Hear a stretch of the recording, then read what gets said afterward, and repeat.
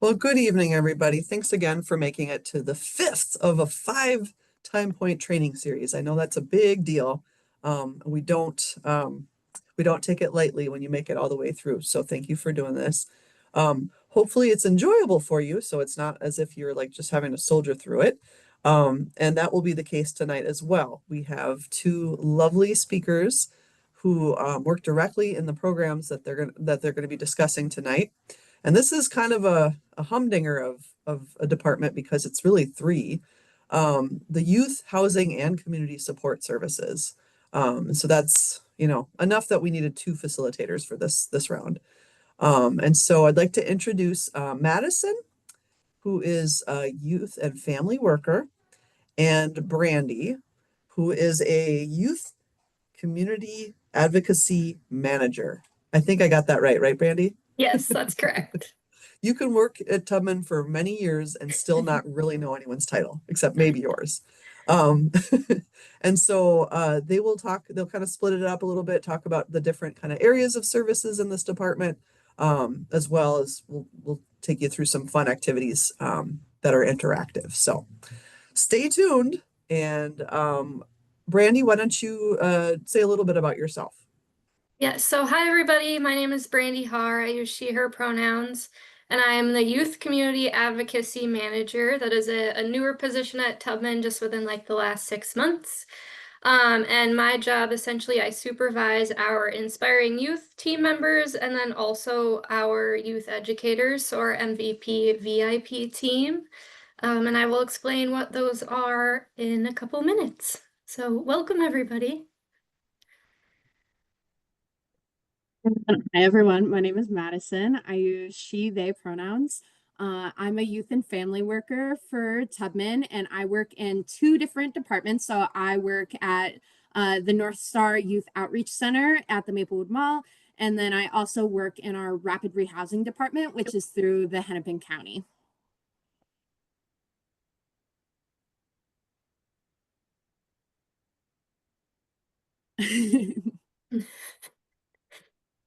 We welcome questions and comments at any time. Just pop it in the chat, use the raise hand function, or just kind of come off mute and ask questions, comments too. These are my two cats. The one with the red collar, that's named Cheeto, as in like flamin' hot Cheeto, because he's a little spicy sometimes. He's kind of mean.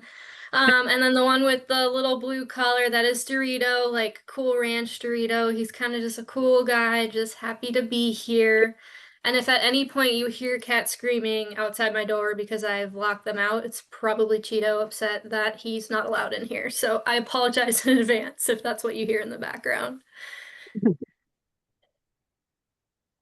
Okay, so we're going to do a little brief overview about all of our housing, youth, and community support services. So these are all things that are provided at Tubman locations, so in schools and client homes, community locations, any partner agencies we might work with. They've been designed by the people that we serve, and they're for the people that we serve as well. We're always actively seeking feedback from those that we're working with and serving. And then we're actively involved in a lot of collaborations to improve community well-being and to support underserved populations as well. We like to be very supportive in any way that we can. So these are some of our Tubman youth programs. So I'll be talking about the top three, so those in the Youth Community Advocacy Program, and then Madison will talk to you a little bit about North Star Youth Outreach Center. But in the Youth Community Advocacy area, we have Voices in Prevention, so that's our school-based violence prevention curriculum. We have Movement for Violence Prevention, which is very similar to the in-school violence prevention curriculum, but it's more geared towards leadership of youth. And I'll talk a little bit about that too in a couple of minutes. And then our Inspiring Youth program, that's a mentorship program for youth in the community. And again, I'll explain more as well. And then Madison will talk about North Star. So the Voices in Prevention curriculum, we shortened it to VIP. So if you ever hear me or anybody else say VIP, it might be referencing Voices in Prevention, or I don't know, maybe very important people. It both means the same thing. So this is our in-school healthy relationship curriculum. It is 6 lessons. That's what we strive for. And it started in 1991, actually, when a local educator identified that there wasn't necessarily this type of topic or presentation in school curriculum already. So for the most part, we are presenting in middle and high schools, usually during health class, just because that's when they're typically having a conversation about relationships or friendships. And it fits really well in those things, but sometimes we are asked to come for special classes or in math class we've been in the middle of before, which is a quick switch for students sometimes to go from math to, okay, let's talk about healthy relationships. But we focus a lot on activities and discussions, and we like to play a lot of games with the students about healthy relationships and nonviolence, and then things like emotions and communication and all those things that go into how we have relationships with other people, because that is very important in terms of healthy relationships. And then they're also provided in learning centers, colleges, universities, pretty much whoever would like us to come and present to them, we're happy to come and present. And then we work most often in Hennepin, Ramsey, and Washington counties with a lot of teachers in those counties. So a lot of school-based work.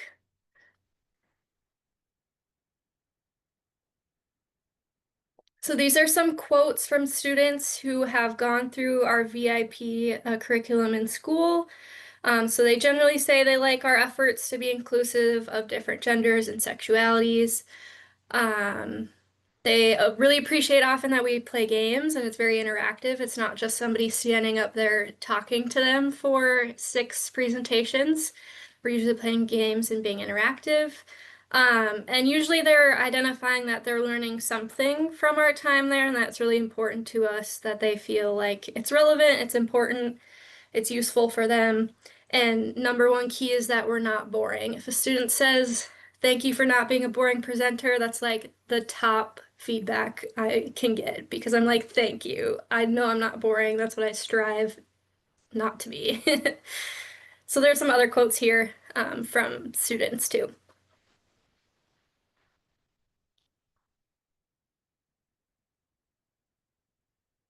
So our Movement for Violence Prevention program, or MVP as we call it, Most Valuable Player, I suppose.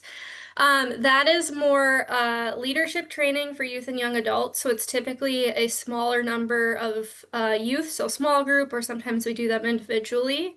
And that started in 2009 when students who had been through the school-based curriculum um, were continually wanting to follow up with us or learn more. How could we help our community? And so that is kind of how our Movement for Violence Prevention program really started. So it's more geared towards service learning, the project mentorship, and leadership support. We kind of teach them and help them be leaders to help others learn about healthy relationships and nonviolence. And then we can do it virtually, in person, wherever the youth feels like it's best for them, libraries, coffee shops. And then I'm the contact if anybody ever wants to sign up for that. That's my phone number there. And then our youth at Tubman email, that is an email that is specifically goes to our youth team. And we monitor that all the time so we can get people signed up for MVP or VIP through that email as well. And this is a lovely poster from one of our poster contests. And then the next slide is some more examples of posters from our poster contest. So oftentimes when we're working with youth, a big thing that we do every February, because February is Teen Dating Violence Awareness Month, is we actually hold a poster and video contest where youth are able to create some art and then share it with us. And then we have some winners. They get some Visa gift cards. So these are a couple of our winners from, I believe it was last year, 2024. And they're wonderful. They always have great art, and it's always very uh, inspiring, I would say, to see their art and how good it is.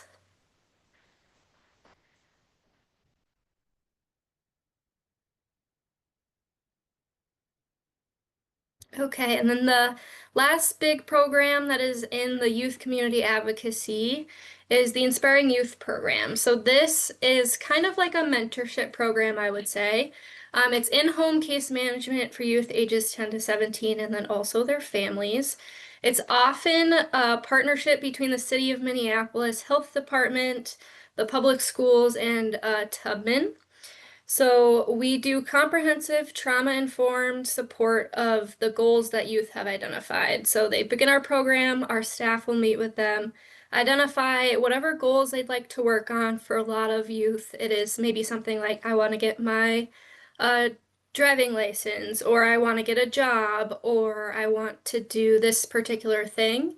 And then our staff will work with them to take, smaller steps to get to that goal. And oftentimes these mentorship programs, they can go up to a year. So they'll meet once a week, usually for about an hour, up to a year with their youth. And then they have several youth that they work with throughout the week. And it also helps them get connected to positive activities. So sometimes there's field trips at the end of the summer. We will do like a big back to school barbecue. I think last year they actually got to go to one of the Timberwolves games, so that was really exciting. So they're doing goal planning, but also some fun little field trips and activities on occasion. Um, and then it's really about coordinating care and resources to achieve success in school, at home, and their other relationships in the community. So sometimes the staff members are working on, let's improve your grades, let's make sure that you feel successful in whatever they identify as their need or their want. Um, and it is both a referral process and like a self-referral process now. So it used to just be closed referrals where only a school staff or someone involved in like the law enforcement field could refer a youth, but we also now are opening it up to self-referrals for any youth that might be in Hennepin or Ramsey County, so they can actually refer themselves now. And I am also the contact for the Inspiring Youth program. That's my phone number there, or you can find my email as well. And then we do have an online referral page. It is linked below. And that just has the youth and their family fill out some information, and then we can contact them and get them started with the program.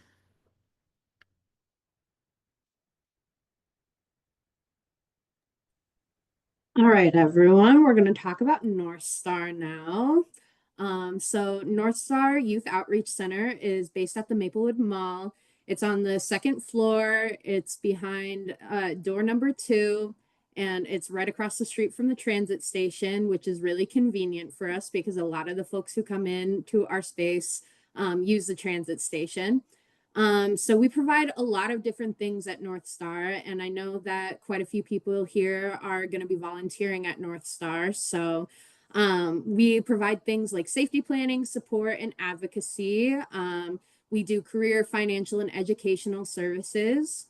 On site, we have snacks, hygiene supplies, clothes, available to do laundry there. We also have different things like just different reproductive health products. We have things like Narcan and fentanyl tests. We have pregnancy tests and just a lot of different items that youth can pick up whenever they're in there. We also have computer labs. So we have a couple different desktop computers there that youth can use for things that they need to do online. We have a lot of craft supplies. So we have a lot of space for youth to do art, and actually a lot of art is displayed in North Star that youth have done. And then we also have different program activities. So this summer we're doing a trivia night, and that's going to be happening every Tuesday.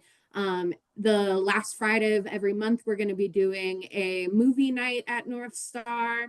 And then as well, we have other things that we're going to be planning on doing. Like we have a Juneteenth event that's going to be coming up in June, where we're going to be celebrating and doing a lot of different community activities. And we also have things like Express Good, where youth have an opportunity to meet with people that are in the community and talk about career success or things that they want to get access to. So we have a lot of different cool programs.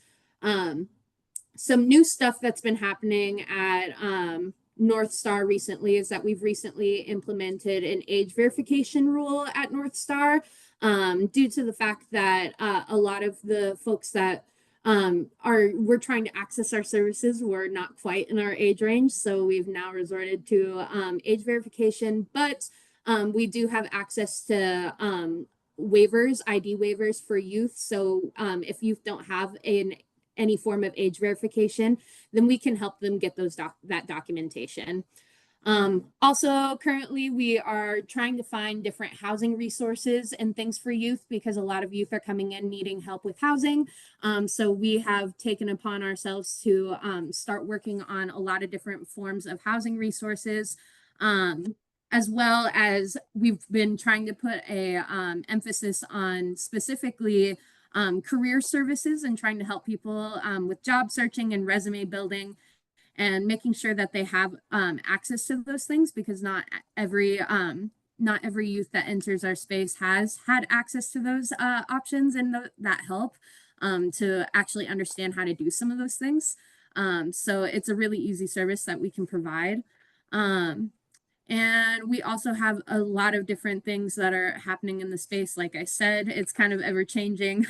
Every day is a new day. But we have a lot of cool staff and volunteers that are in the space, and a lot of cool youth that enter the space as well. And if you want to check out, so our hours are always changing. Pretty frequently, we're going to be open from like 12 to 6. The 6 to 8 timeline is usually when volunteers are in our space. And that's when the paid staff tends to leave, and then the volunteers are the ones that take up the time. So for the most part, we are open from 12 to 6, but some days during the week we're open from 6 to 8 with volunteers. And then also on Saturdays, we're open from 10 a.m. until 8 p.m. because we are open the whole day. So if you, like I said, hours are always changing. So if you ever need references of like what times we're open, make sure to check our website because we always have up-to-date hours on the website. And then as well, if you ever have any questions about North Star or any questions regarding North Star, please reach out to my supervisor, Lindsay.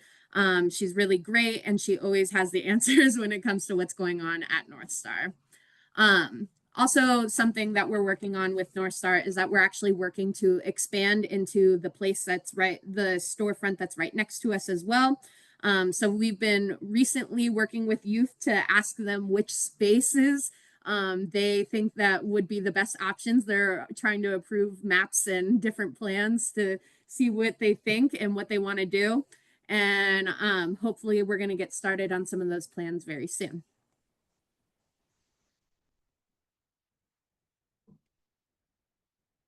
Go ahead and move to the next slide, Joni. Just a quick question. You might have said this already, Madison. What is the age range for North Star? Oh, yeah. So at North Star, we serve ages 10 to 24. So we have a really broad age range, and it's quite different from other youth centers that are in the cities. A lot of the youth centers that are across the cities, they usually start around ages 13 or 16. So the fact that we go down to 10 has provided a different form of youth advocacy, I would say, because we do draw in some younger crowds. As well, older kids who have younger siblings who fall into our age range have an opportunity to be in our program as well.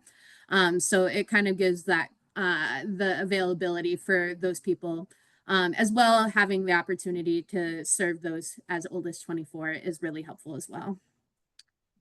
Victoria, you have your hand up. Hey, yeah, I just have a quick question, and I don't know, it just triggered when you were talking about the supplies offered at North Star, and you mentioned Narcan. Yeah. Can you elaborate just real quick on that? Is there like how do you determine whether somebody should come in and get Narcan? Because I know it's for preventing overdoses and such. So that just Yeah. I don't want to say surprised me, but if you could elaborate on the Narcan piece for a second. Yeah, so all of our items are actually free to take. We don't discretion anything. When it comes to the items that we have in our supplies, anyone is free to take anything that they may need. It is up to their discretion of what they need. But those who come into our space and express that they use substances and that they're people who use substances, we definitely tend to recommend taking Narcan as a safety planning measure. We specifically have a lot more doses of Narcan in the nasal capacity. So it's usually easier access. And we also have directions and also Narcan training on site that we've done before. And also I have demonstrated to many youth and youth parents on how to use the spray Narcan so that they have the availability to know how to use it. We also have injector Narcan, and that's not always commonly picked up by people, but it is available in our space. It's very similar to, I would use it as a fact of, it's very similar to the fact of why we have pregnancy tests, why we have fentanyl tests, why we have HIV test kits, why we have all of these things. And it's just about harm reduction and making sure that the youth have access to these things that they may not have access to in their everyday lives because they don't have the capability to enter spaces that can provide that for them, as well as providing it for them with rates of nothing. You get it for free because you're in our age range. And so we have preventative measures of trying to maintain our space to make sure that there isn't drug use happening in our space and making sure that we're not trying to invite that into our space.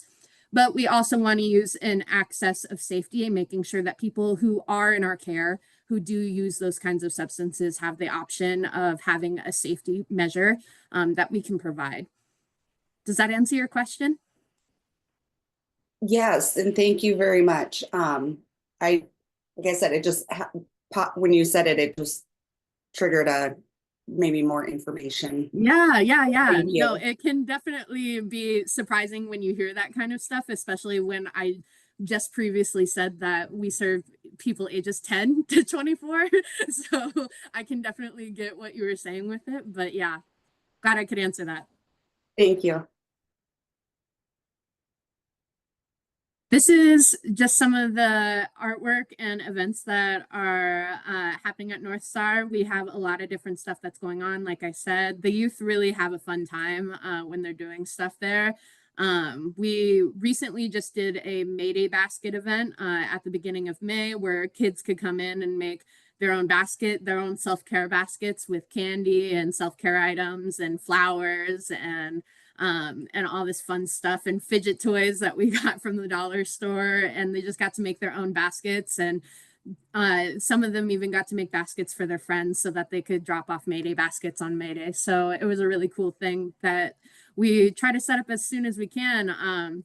We actually just got news yesterday that we were invited to take youth to a Minnesota Lynx game. So we're trying to get that advertised. And that's across all youth programs, but we're lucky that North Star gets to take a few people. So we're getting set up for that. So definitely always a fun time when you're at North Star, always something to do.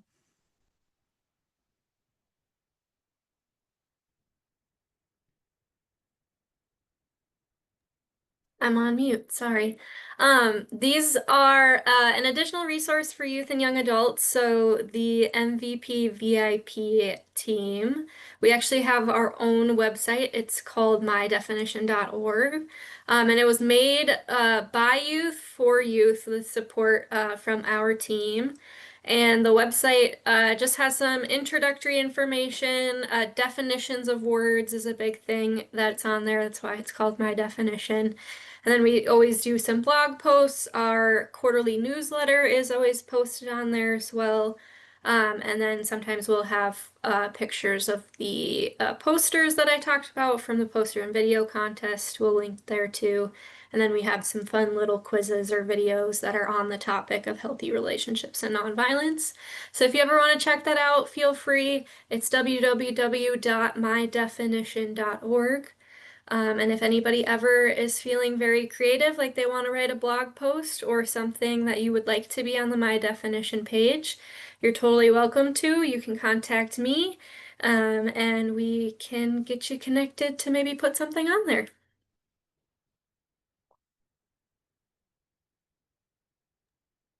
We don't have a slide for questions right now, but you guys just ran through a whole slew of youth-related programs, and I think it might be worth a pause. You want to ask if anybody has questions so far? Yeah, does anyone else have any questions? You can type it in the chat too if you need to.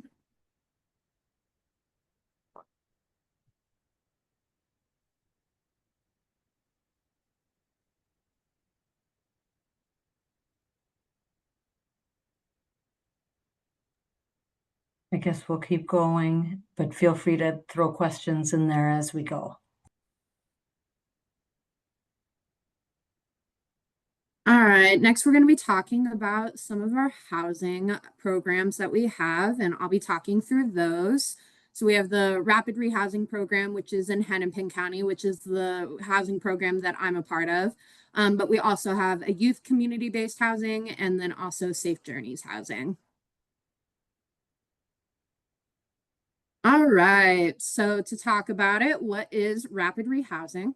So the goal of rapid rehousing is that it provides a short-term rental assistance and services, and we help with goals to help people increase efficiency and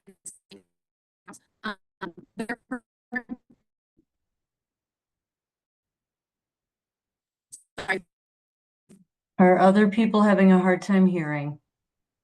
Yeah, okay. Yeah.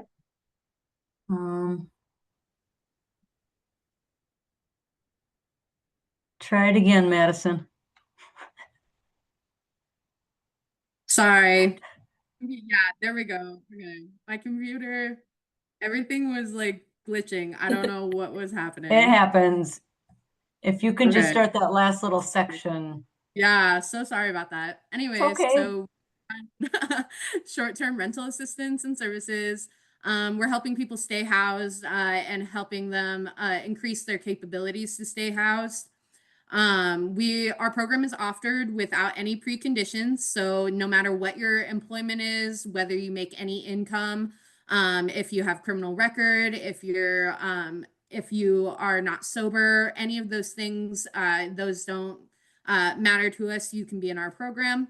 And also we have a bunch of resources and services provided that are typically tailored to the specific client. So we're a client-centered program in the fact that like the client completely dictates how they want to run the program and how they want to participate in the program. So it's really at their pace and how they want to be actually actively engage in the program. And they get to decide all the steps that we're taking throughout the process. You can go ahead and move to the next slide. So it's located in scattered site housing throughout Hennepin County. We're kind of at a bunch of different random apartment complexes. The way it works is that we kind of get in contact with landlords and we see if they are willing to work with us and work with our program and willing to work with our rental subsidy. And from there, if they agree to all of our conditions that we have, which is a plethora of things like following HUD guidelines, being able to put VAWA in their lease paperwork, and then also trying to make sure that we have access to a safe living space for the people that we're with. Sorry, my cat is like trying to hijack this whole thing. Let me show him so he gets the attention he deserves. Okay, this is my new kitten. Anyways. I saw a question in the chat, sorry. Do we have a long waiting list? So the way that we get referrals is actually through Hennepin County coordinated entry. So the way that people can be referred to rapid rehousing programs with us is that they can get a housing assessment done at a shelter, at DAP, or a lot of different other organizations can be providing them. Some counselors provide them as well. But basically, they have to meet with an assessor, get a housing assessment. And then once they're put in coordinated entry, the best housing program for that specific person will be moved on to that housing program. And so a lot of the housing, a lot of the people, every one of our clients are people that are specifically fleeing domestic violence or intimate partner violence. So because they're experiencing some form of violence, that's why they're matched into our program, because we specifically are a trauma-informed care space for those clients. So once they have that part of their assessment done, they send it in, and then they are referred to us once we request a new referral. And it can take a really short amount of time, and it can also take a really, really long time. We've had clients who have been on a housing assessment list for 1 to 2 years. But I've also had a client who got an assessment done, and then a month later I called her and told her that she was in our housing program. So it really depends on the time of year, what's going on with coordinated entry, and how many people are really available to do housing assessments and how many people are really available to take referrals. So it depends really on all of those factors. It's a lot. But also on the slide, so like I said, no, for sure, super helpful. Thank you. So our program is up to 2 years of support. It's 1 to 2 years. It depends on how the client is doing, because sometimes within the first year, the client can exit out of our program due to reaching out of our income-based limits that we have.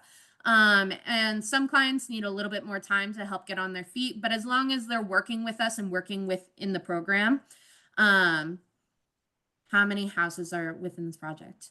So this, like I said, is not, we don't have like specific housing for them in rapid rehousing. These are real apartments with real landlords that we are just reaching out to try and create a partnership in which we can provide a rental subsidy for our clients through the housing project, through the apartments, so that their rent can be paid. And so we're reaching out to any place in Hennepin County. So it's any apartment complex that is willing to work with a housing subsidy and is willing to have VAWA in their lease paperwork and is willing to follow HUD guidelines. Any of those forms of apartments, and also in our price range, in a fair market rate price range, because that's what we look for when we're looking for rent prices. As long as they fulfill in those requirements, then they're an apartment that we can work with. So we have clients everywhere in the Hennepin County. It's every which spot. And that also gives us the opportunity to find housing that is specific for folks, like when they need something that's close to work or close to their kids' school or things like that. It gives them the opportunity to find apartments that are in their location. Okay. We provide 2 years of support. We see youth and adults who identify as victims of violence, like I said. So our youngest is 18, and our oldest it just goes up the scale. My oldest client right now is 55. So we can go, and my youngest client is 18. So anywhere from 18 to 55, and even older than that, they fall into our age range. And we serve different forms of families as well. So people who have different forms of families, different identifiers of families, we serve all of them as well. And then, like I said, we get our referrals through Hennepin County Coordinated Entry. All right, let's move on to the next housing service. So this is youth community-based housing. So we serve youth and young adults, including parenting youth between the ages of 16 and 24. They're also located in scattered site apartments, but they This program specifically is served through SMAC. So that's the Suburban Metro Area Continuum of Care, and that's going to be different counties. That's going to be some of the smaller counties like Washington, Dakota, or Anoka County. Those are going to be where those housing is based. Clients receive support with income-based rental assistance along with case management and services, and it's also up to 2 years of support. But the big piece about the youth community-based housing, as well as Safe Journeys, they're similar in this way, is that they are both transitional housing programs, not rapid rehousing programs. So transitional housing programs are a bit more in-depth, and they provide a little bit more support. Especially in the financial lens. So often people in these youth community-based housing, they're often receiving a lot more support and a lot more direct financial services than they would in rapid rehousing. With rapid rehousing, we provide the baseline rental subsidy that we do, but they also have to work on a lot of different goals and things like that. And they're a lot more responsible for other pieces. Whereas in transitional based housing, there's a lot more financial support that they provide. And so people who are in these spaces, they're often getting they're getting rental history, like positive rental history, but they're not paying very much towards any of their financial needs. So it's giving them the opportunity, the youth specifically, this opportunity where they get these positive housing experiences and these positive adult experiences, while also not having such a burden on them for those spaces. And for youth community-based housing and also for Safe Journeys housing, your contact is going to be Dolores Castillo.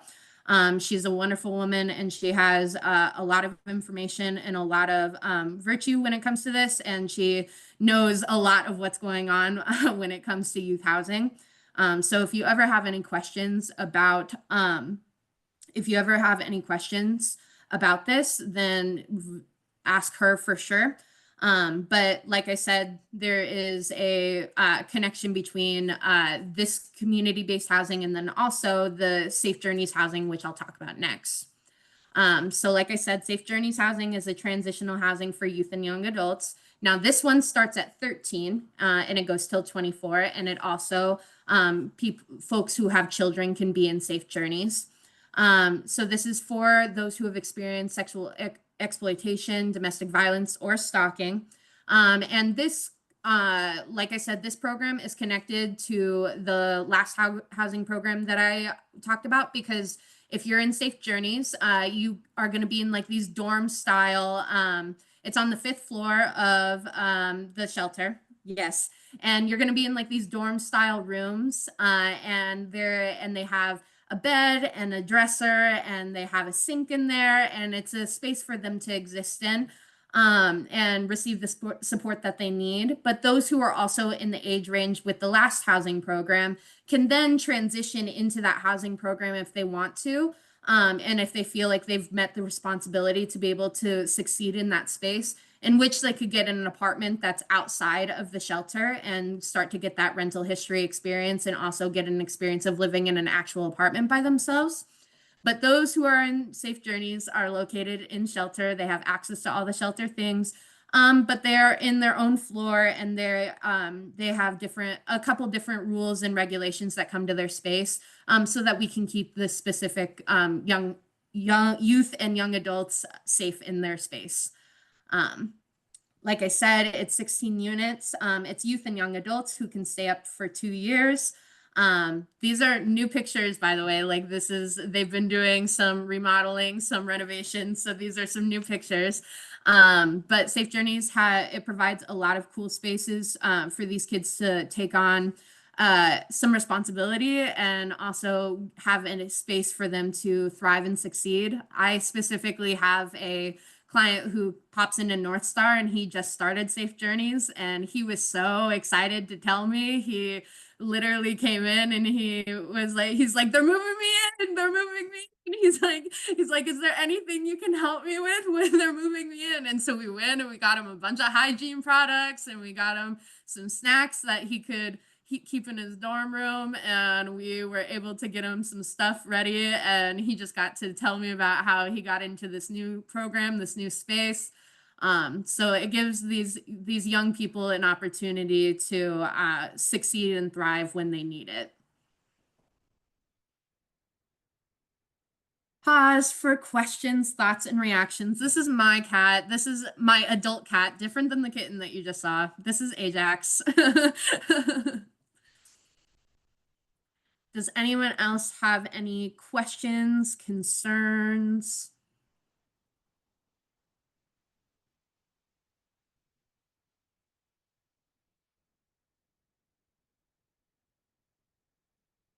Cool.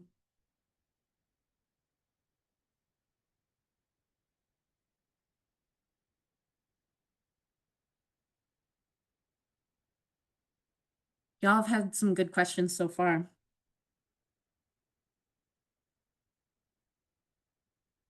All right. I keep forgetting to unmute myself. We're gonna pivot a little bit. We're gonna do an imaginative activity now. So like I tell the students when I'm presenting to them, this is now our opportunity to practice empathy. We're gonna put ourselves in somebody else's shoes. And so we are gonna have you think about what you would do in this scenario. So I'm gonna read it out loud. It's also here on the slides, and then also in the chat, we are gonna have you go into breakout rooms. So it's helpful if you want to review the scenario, it's in the chat for you to reference. So you are 16 years old. You've been arguing a lot with your parents about your sexuality, and things have been getting intense at home. One night, your parents tell you to get out. You try reasoning with them, but they say they are tired of dealing with you. You don't have other family that live in Minnesota. You have friends in Minneapolis, but none in the suburbs where you live. You have $20, a cell phone, and a backpack with clothes. So we're gonna have you think about two things. A, what would your top priorities be? And then B, how would you get your needs met? So those are the two questions we'd like you to think about. We're going to break you off into small groups and give you about, I think, 5 minutes to discuss the scenario and the questions. And then we'll come back together and have a large group discussion about those two questions at the end. Does that make sense for everybody? Yeah, cool. Okay. Into breakout rooms. Are people back? Oh, not everyone though. Oh,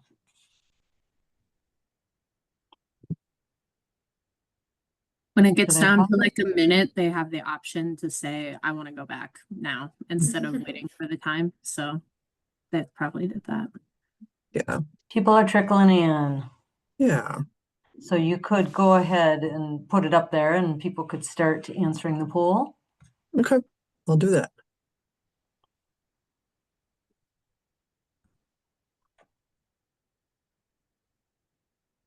Okay, so we have a poll here for everybody to participate in. And it's what would your priorities be? So it is multiple choice. You can select as many or as few as you would like, but essentially answer what would your priorities be in this situation.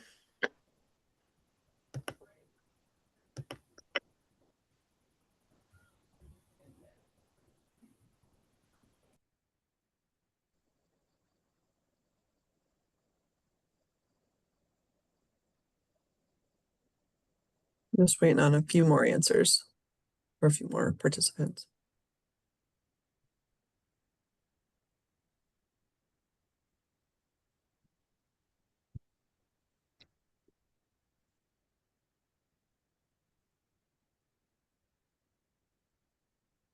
Okay, so here are the results of the poll.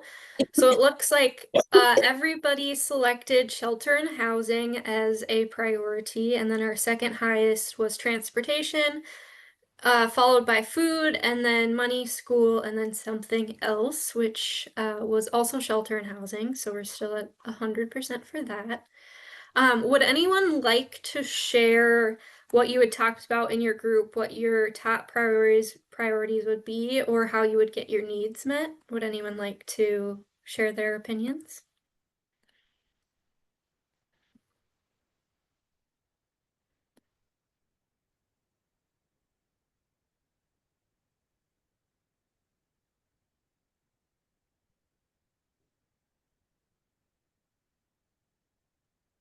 I can share something. We discussed that safety would probably like be the number one priority, especially being 16, like you're young and vulnerable, and with only $20 and a cell phone, there's not too much that you can do with that, but finding a safe space where you can at least cool down and figure out the different resources and what you need to do and reach out to like family or other friends like in the area. I think that's probably like number one compared to like everything else because the rest you can figure out like along the way. Yeah. Thank you for your answer. Usually I would give students candy, so I can't give you literal candy, but I can give the little candy reaction. So yay, candy.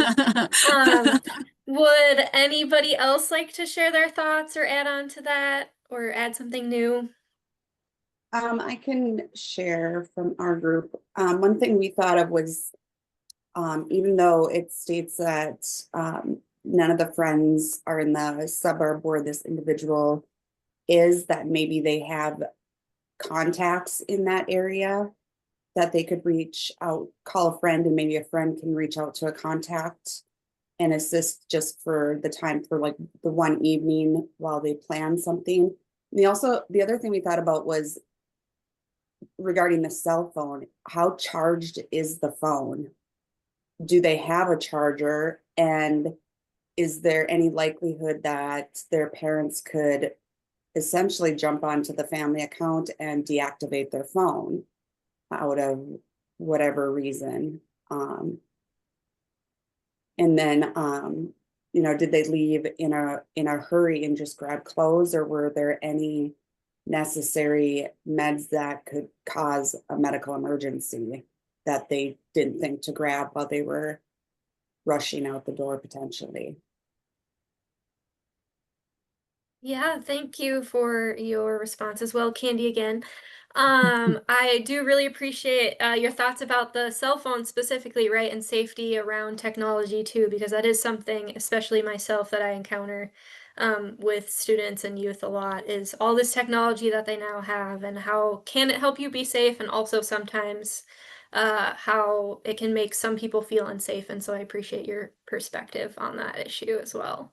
Does anyone else have anything to add or would like to share? You will get candy, just not literal candy.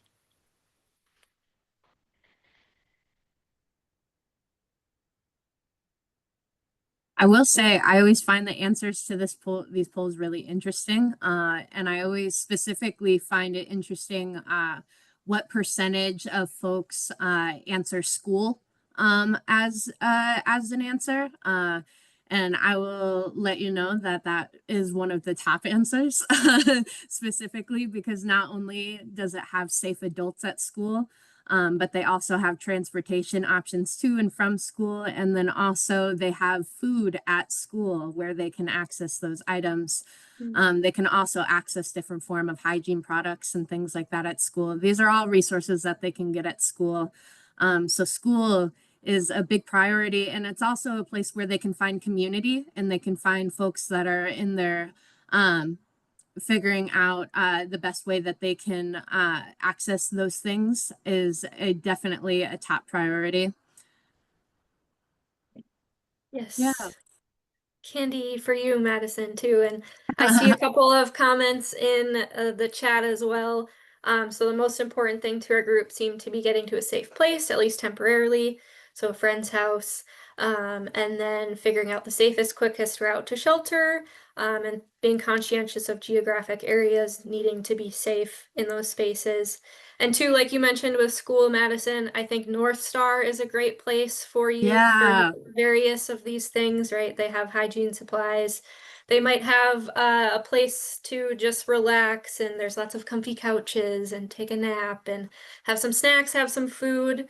Um, and also like a closed washer and dryers at North Star too, so the Yeah. youth could utilize that too. So kind of off your topic of school, I also think North Star is a great way to kind of address some of these things that we might be thinking about in this scenario. Yeah, any youth outreach center. There's a lot of different ones in the Twin Cities, not just North Star, but there's quite a few that can be accessed, and they are definitely a good resource for youth. And there's also ones that exist beyond just like the cities. There's ones in like the suburbs and things like that as well. Um, yeah, someone's in our group pointed out looking for LGBT services supports as well. Absolutely. That's a great answer. A lot of different organizations, when they have like specific identities, can be really helpful when it comes to helping those youth. Um, as well, I always like to throw in libraries are like golden and they're free and they have so many resources and so many pamphlets and so many people who are trained to help you with those kinds of things. There's Wi-Fi, there's charging cables, there's places to sit, there's places to recharge. So also referred people to libraries. Libraries can be so helpful, so useful, and they have all the information that often youth centers and health places also have. So having that place as a resource and having it literally be free is great for kids to use as well. And often they're on bus routes and they're on school bus routes. And so like they should have transportation to get there as well. So yeah, definitely libraries. Yes. Does anybody else have any thoughts or comments on this imaginative activity?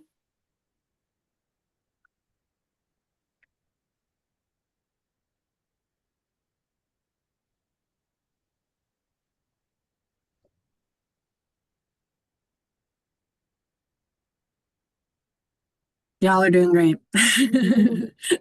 Yes. Candy for everybody. All this candy on your screen now. Hopefully you have something yummy to snack on because I can't give you any snacks virtually, but okay, we'll move on then to the next slide. Thank you everybody for participating. We will be doing another one of those later, so look out for that one as we get to it. So we're going to talk about the community support services, some more community support services. So we'll be talking about resource advocates.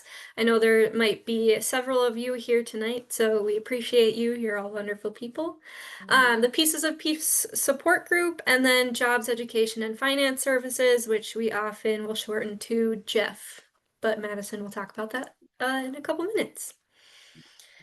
So our resource advocates, they are often the first contact for people who are inquiring about services or wanting support. So our resource advocates are wonderful. They provide safety planning, resources, referrals, both internally and sometimes externally as well. So they focus on assisting clients in accessing services, whatever that might look like for the client. And then they are located at Tubman Chrysalis. They have a nice, fun little room with windows. I'm always a little jealous of how close they are to the windows. And it's staffed by interns and volunteers. A couple pictures of some lovely resource advocates. And then the hours, they are Monday through Thursday from 8 a.m. to 8 p.m. and then Fridays from 8 a.m. to 4 p.m. And those have just expanded a little bit starting in June here. So those will be the new hours starting in June, which has been coming up faster than I could imagine this month, it feels like. And it's a wonderful thing to have our resource advocates, so we appreciate them very much.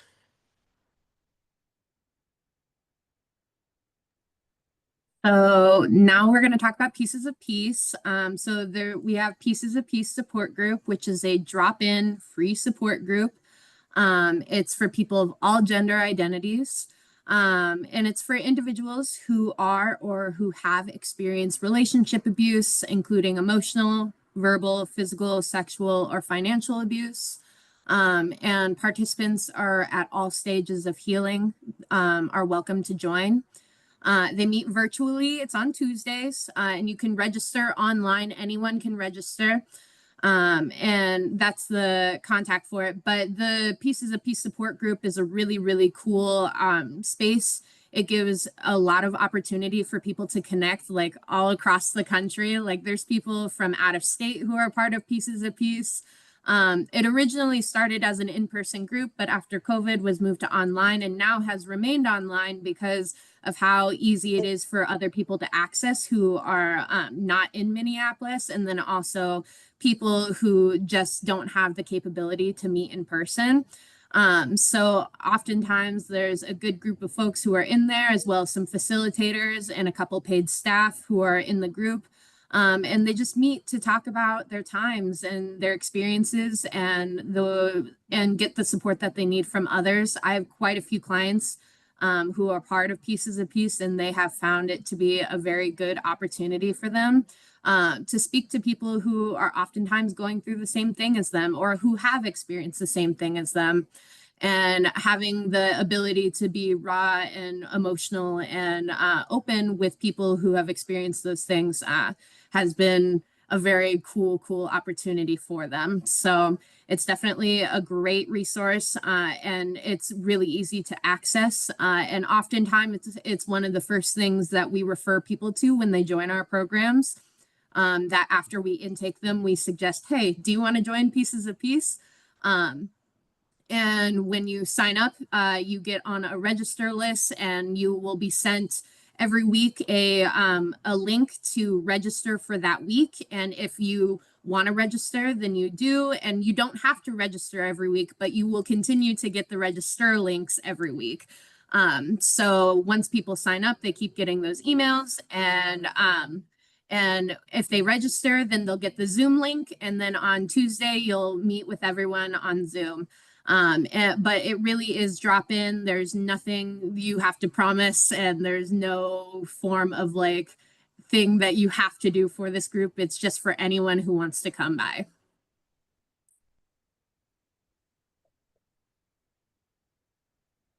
All right, last but not least, we have the Jeff program. Like Brandy said, it's the Job Education and Finance program, but we call it Jeff. Jeff support.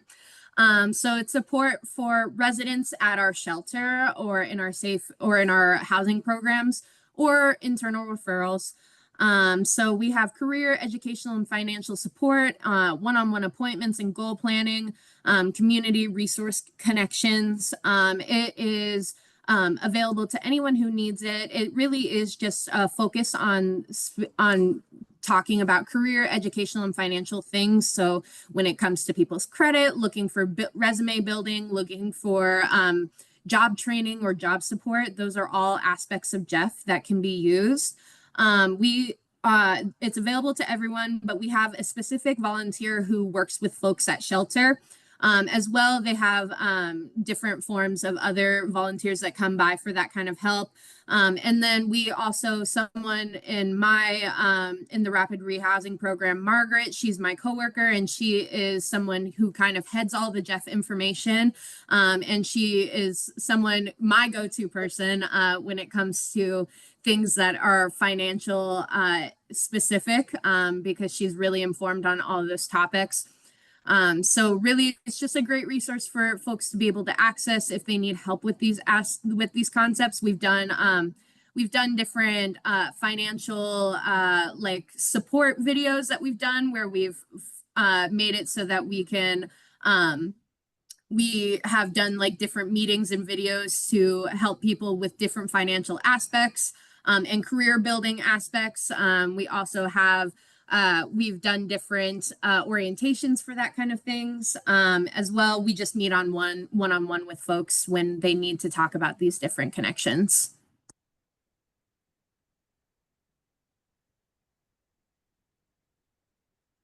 All right, this is the last imaginative activity that we're going to do today. One second, let me put it in the chat. Okay, so we are going to be doing this activity today. You are a parent of 4 going through a challenging divorce. Your partner has been verbally and physically abusive for the last 2 years. You've secured housing, but you have not made financial decisions for the last 12 years as your partner was the breadwinner and controlled your finances. So what would your top priorities be, and how would you get your needs met? So just like last time, we're going to break out into breakout rooms, 5 minutes, talk about it amongst yourselves of what you guys think would be your best options. And then we'll come back, do a poll, and talk about the poll results. Poll. You all are ready for that? I'm gonna do that.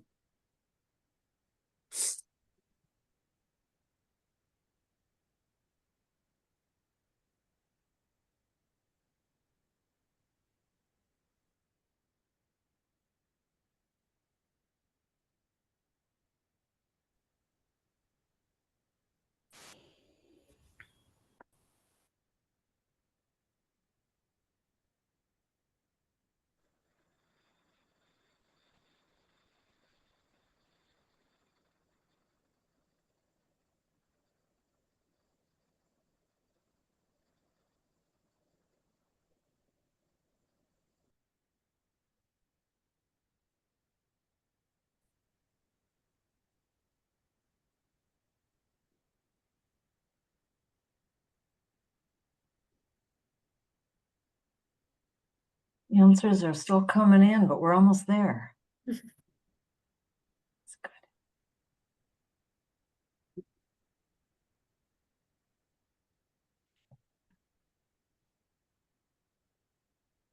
Cool, cool.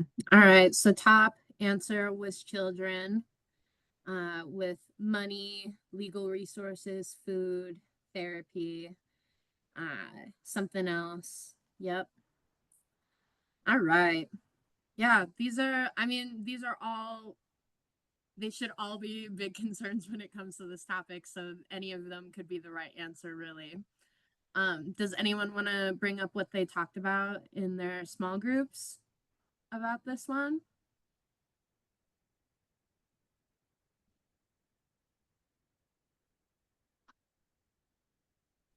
One thing that we talked about in our group was just how the financial situation was definitely something that would be the most significant in a situation like that because it's going to determine like the next steps within this situation.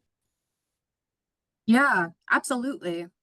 Especially, I mean, while it's not explicitly stated in this activity, financial abuse is the most common form of abuse. And 97% of people experience financial abuse. And oftentimes, a form of financial abuse is having someone who controls all the finances and decides and makes all the decisions when it comes to the finances. So people are put in positions in which they don't have any power when they're leaving certain situations. Uh, Someone in the comments said our group talked about all the information that we don't know based on this info. Does this person work? Are the children school aged or not? Was the abuse directed at only at the partner or also the kids? So in general, just safety and making sure that the kids safety for the kids and this parent right away. Yeah, that's a great, great answer. Great answer.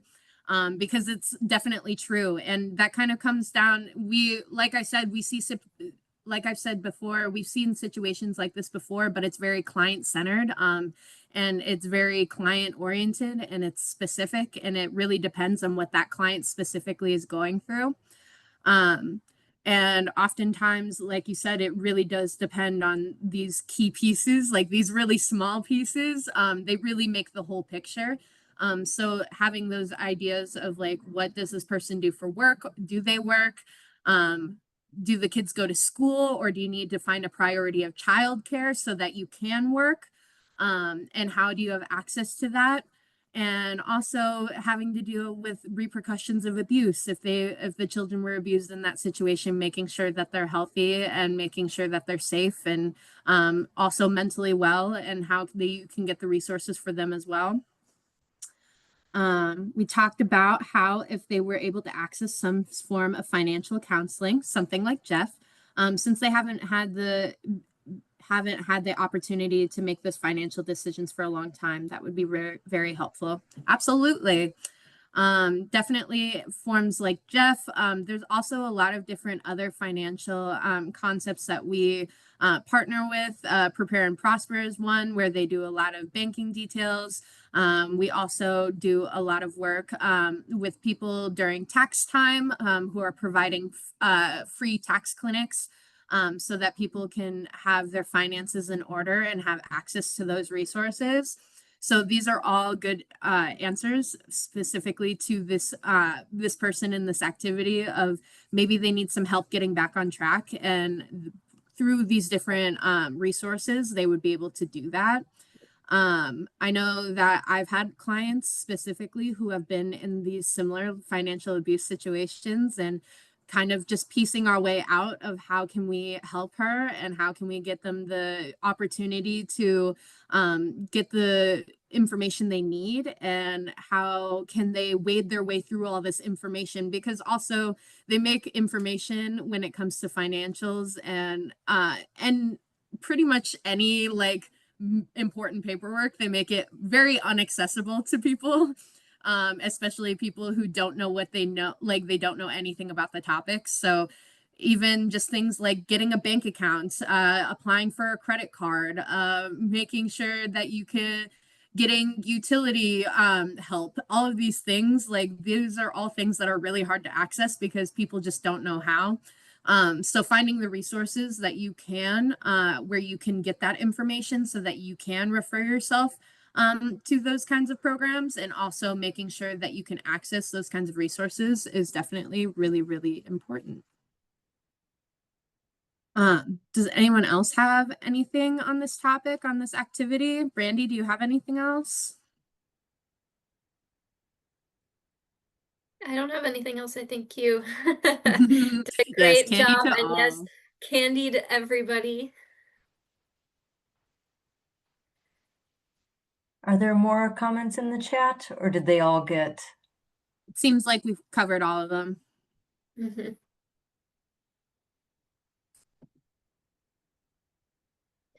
Okay, so as you may have seen a few times already, this is our program guide for this quarter, so April, May, and June. You can always reference it. There's always some paper copies left at the office locations. As soon as they're printed, they get passed out, so you can always find more program information and updates on any of the groups or the classes or the programs at Tubman as well in the program guide. I just want to go to what Kate said in the chat really quick about it connects back to our last thing, but she was talking about connecting to programs like Bridging for furniture to conserve financial resources. Absolutely.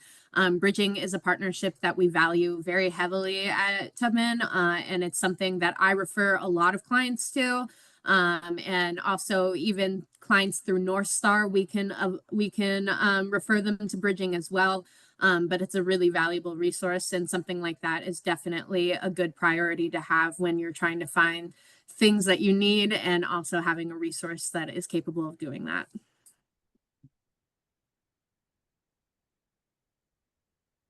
Okay, so these are some of the tools that we use to engage youth. As I had mentioned earlier, our MVP newsletter that is on mydefinition.org.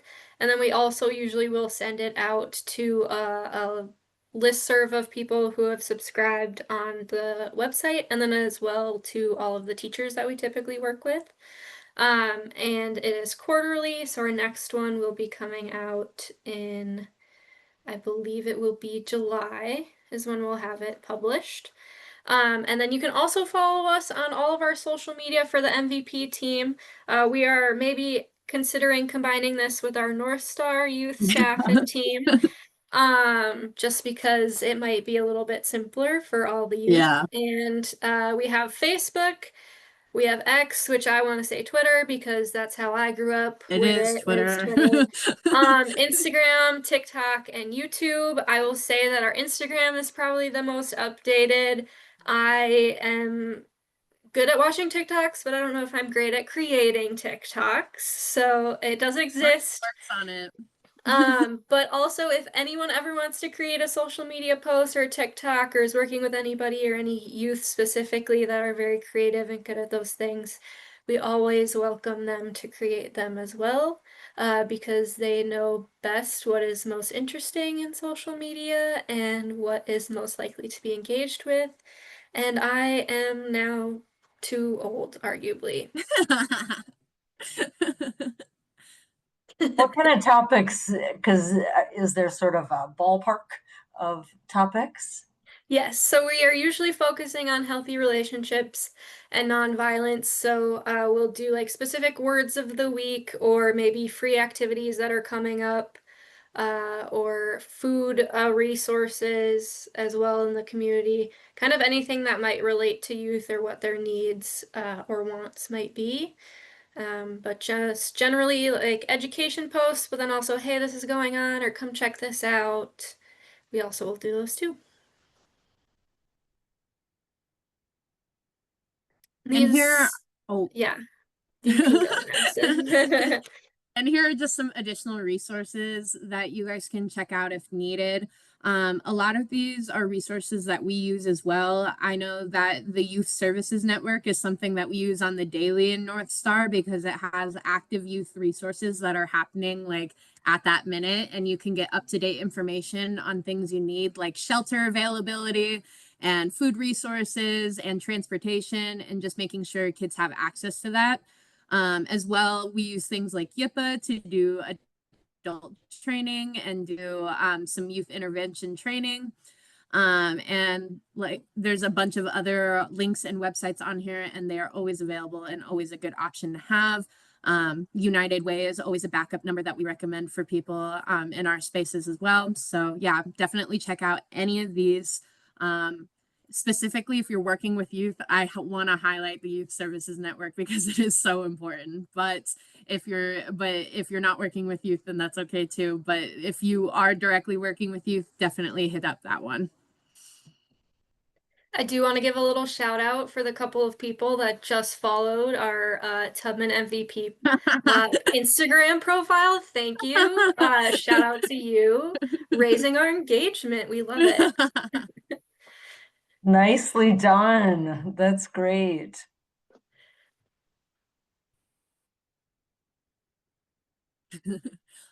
Oh yes. Pause for questions. This is my other cat. This is my kitten. I just got him. His name is Apollo. I just got him last week. He's 11 weeks old this week. And he has become the light of my life. So anyone have any questions so far? Anything they want to add? Anything they want to ask?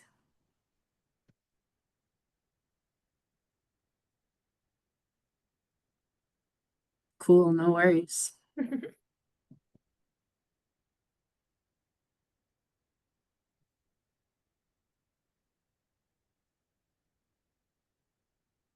Well, you've come full circle now. This is your very last final training. You've made a complete circle. And so we're very thankful for everybody for being here and attending all of the trainings that you have. My cat Dorito says thank you for participating. Um, and we'll just leave some space for people for some last minute things. Any questions? We have a couple more slides, but then we will hand it back off to Joni and Katie for a little bit. But just reminders of the core values that we have at Tubman of strength-based, person-centered, trauma-informed, making sure you're keeping those in mind as you guys go on to your positions at Tubman. As well, make sure we're thinking about safety planning pillars. Can anyone tell me what some of the safety planning pillars are, if anyone remembers? You can put in the chat too. Will they get candy? Yes. Absolutely. Fake metaphorical candy, you can have it. And if you ever see me in person and you legit want a piece of candy, I probably have some. So like just say, hey Brandy, you owe me a piece of candy from that training and I'll connect you with some.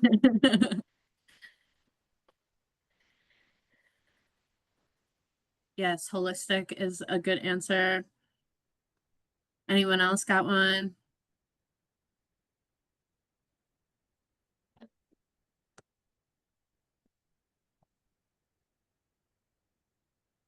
Yes, person-centered.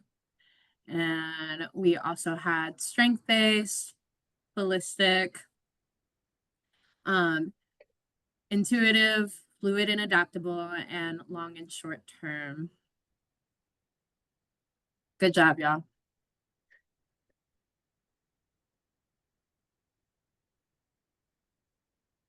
And if you want to keep up to date with just what is happening at Tubman in general, we do have just the general Tubman socials. And that is just at Tubman on Facebook, at Tubman MN on Twitter and Instagram as well. They always have cool stuff going on those pages too, so definitely check them out as well. And you Yay! did it! Yay! These are my two cats. They're so happy for you all. And we're so happy for you all also. Thank you for making it through all of your training and all this time with us. And what a Yes. lovely photo of everybody. Yay. Congrats for making it through and congrats for being here. Thank you again so much for being a part of this. And we appreciate you guys spending your time with me and Brandy tonight. We definitely enjoyed it and we appreciated all your cool questions. So thanks for being here, y'all.